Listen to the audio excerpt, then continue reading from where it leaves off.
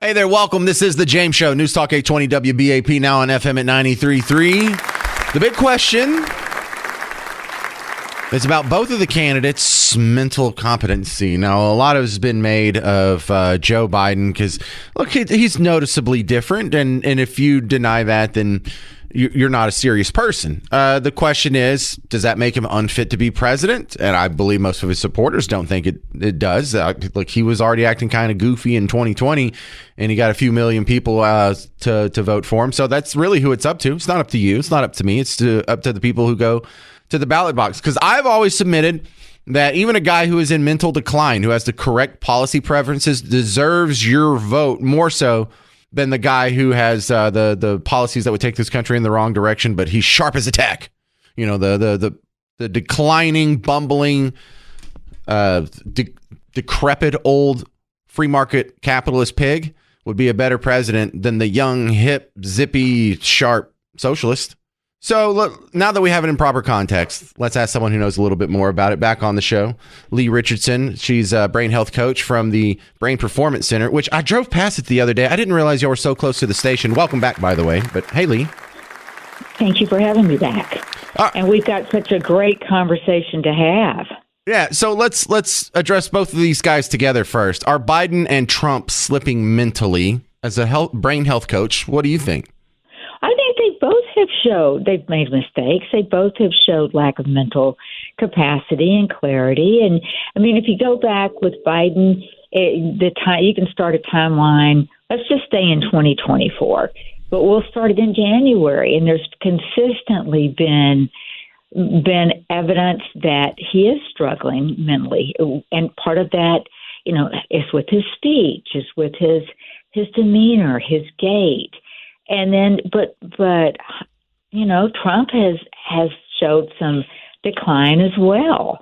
They both messed the facts up. There's no denying that. So one of the things that I don't know a whole lot about, but I feel like this is a big issue, is the change in how Joe Biden walks. He sort of walks like a toddler now. And not to pick on him, but we have seen this. We've all had great-grandparents or grandparents, or maybe our parents are in that phase, where we watch them go from, you know, just a happy little walk around to that sort of almost struggling fall forward and catch yourself with each step, you know, use all the handrails sort of toddler walk. Well, and I call it the shuffle. And, of course, I associate that, coming right from the brain, I associate that a lot with Parkinson's.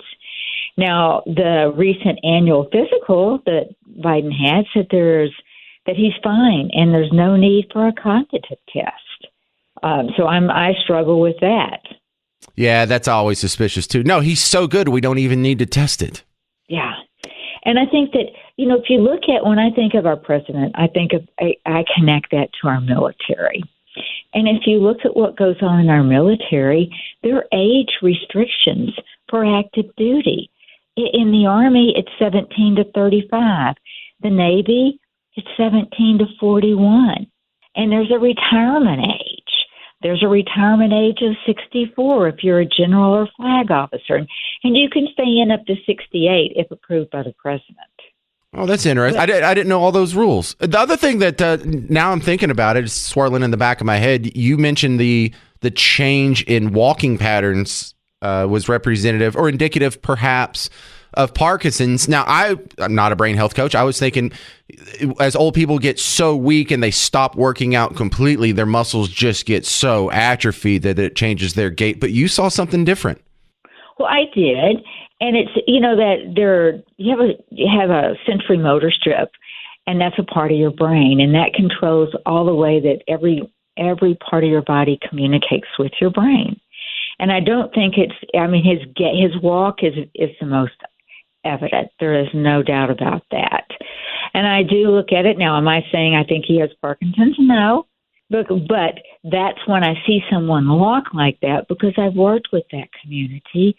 That's what it makes me think of. At what point would you think the decline would disqualify them for the job? You sound like it's not a disqualifying factor at this point, which it's not. He is the way he is, and he's still doing the job. But what would be the cutoff point for you as a brain coach?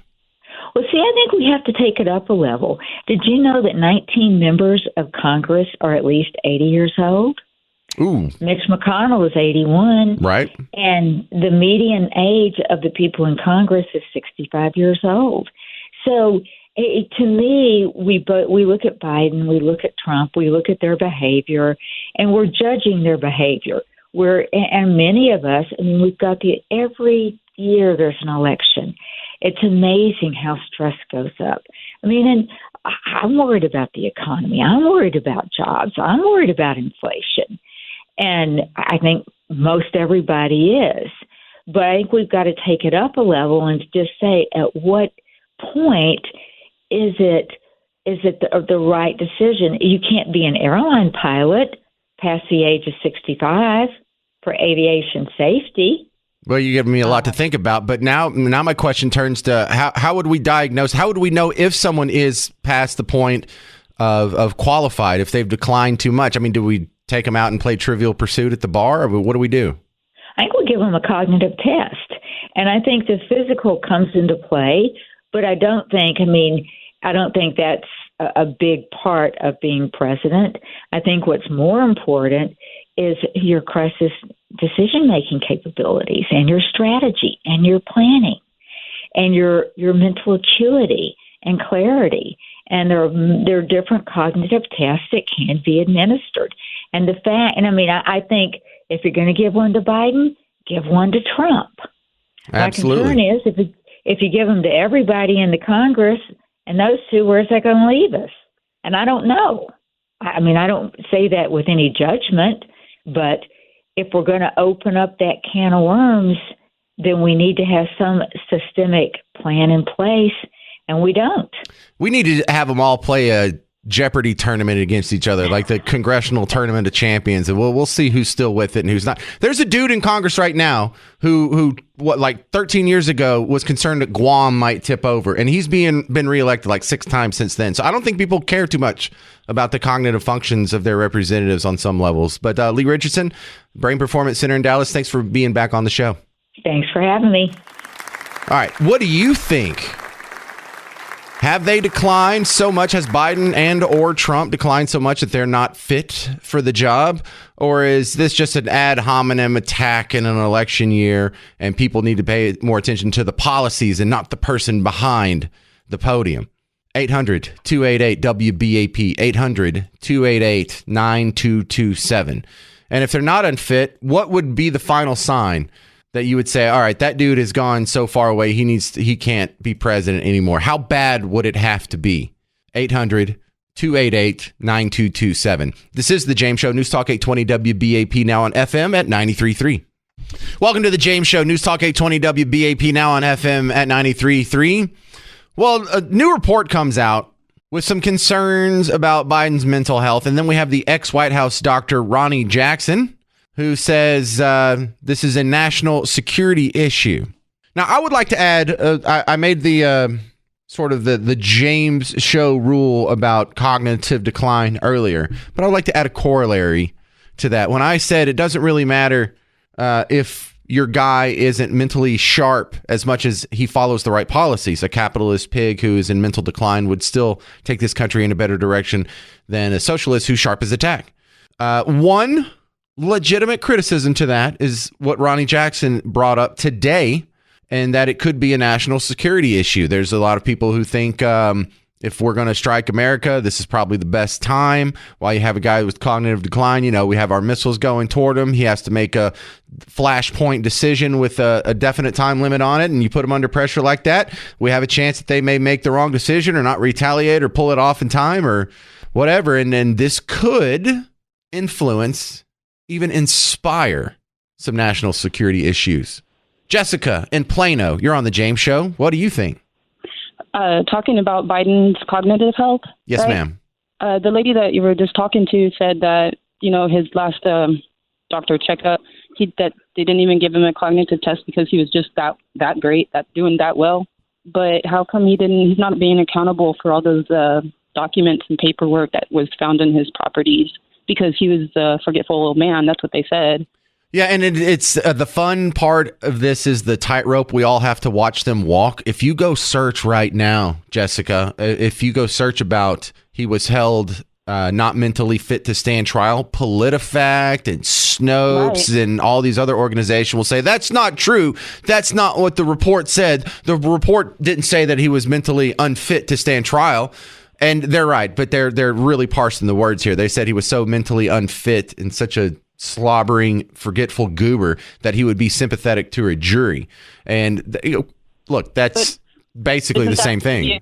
Shouldn't a jury get to decide if they would be sympathetic to him and not somebody else deciding that the jury would be sympathetic to him? Oh, Jessica, absolutely. And we all see that. You don't even have to. We're all thinking that. We all know that. We all think that they're covering for him. And look, the people that are hearing the cover for him, they know it's a cover for him. They're okay, though, being dishonest because they think they're fighting Hitler. They think they're fighting, Donald Trump, Orange Man bad, whatever it is, whoever. Once you get people to hate Trump and you sharpen their hatred for this guy for a decade, it doesn't matter if the guy you're running against him is a drooling human Roomba that just bumps into walls and doesn't know what's going on. They think they're fighting Hitler. This is so aggravating. So aggravating. And nobody knows what to do. I know there's millions of us that want to be able to do something, but we don't know what to do. Well, no, I think you can be more simple than that. We all know what to do. Make sure he doesn't get reelected if that's your main concern. But we're in Texas. We don't really have a whole lot of a say in this. This state's going to go red no matter what we do. So, Jessica, you can rest easy. But there's not a whole lot you can do. If Jessica weren't in Plano and she were in, say Fulton County, Georgia, I would say you need to volunteer as a poll worker and make sure they don't stop the voting and put up the plywood and block the windows and come up with magical votes. But really, I don't want to take the fun out of this. There's not a whole lot you can do. That sucks. Well, I don't like that answer. I know, but here's what that answer should at least give you. You don't have to worry about it. You're not doing anything wrong. Do not carry that burden around. This is not your problem. This is not something that you can do anything about. So worrying about it doesn't do anything either. So just give it to God. Let it go. Worry about the next thing. Worry about your kids. Worry about your job. Worry about things that you have some sort of control over, because this isn't one of them. I mean, I guess you could try and talk some of your neighbors into it, but really, I mean, this state's going to go red no matter what. So don't sweat it. I know already knows. Patriot. I hear you. All right. Well, I need some more of your friends because that's not what I'm surrounded with. Thank you, Jessica in Plano. But what she was saying, I think almost 80-90% of the people that listen to the show already agree with. They already know it, but you still sound surprised. She sounded surprised, like, well, why didn't he want to take the test, or shouldn't that count against him, or shouldn't? Yeah, we were all thinking that. In fact, we all know it. We all know it's a cover. We all know they just want to win. That's all. So the report, though, that has this being a topic of conversation today is on top of some polls. There's been a few recent polls that have shown Biden's age is a concern. And just like the polls that kept elevating the immigration issue, what's going on at the border, that caused Biden to address it. We saw the executive order just this week, not because he thinks, oh my goodness, we need to change policy at the border. It's because it's showing up so poorly in the polls. Well, in March, now 3 months ago, 61% of respondents who voted for Biden in 2020 agreed with the statement that Joe Biden is just too old to be an effective president. That didn't come from the James Show or WBAP or Fox News or farrightwingbigot.com. That came from New York Times. It was a New York Times poll. 61% of his voters said he's too old to be an effective president. That's why this is a topic in conversation. That's why he's going to have to do something to address it. And it was right after that poll came out that he was like, yeah, you want to debate? Make my day. Name a time and place. So look, this is what he's responding to. He's responding not based on policies, not what's best for the country or best for the common man or the blue collar worker or the Scranton type people. He's looking at the polls saying, oh my goodness, you are getting drowned in the polls when it comes to immigration and your mental capacity. And those are the things that he's focused on right now, along with destroying Trump. So 800-288-WBAP, 800-288-9227. I really think the best criticism of this, though, is that the mental decline could inspire bad guys even more. Look at what Putin did. Putin didn't take any territory under Trump, but he did under Obama. He did under George W. Bush. He did under Biden. Is that the incentive some people are waiting on? Is a guy that's kind of shuffling around and not quite sure who's on the cue card in front of him? 800-288-9227. This is the James Show. News Talk 820 WBAP, now on FM at 93.3.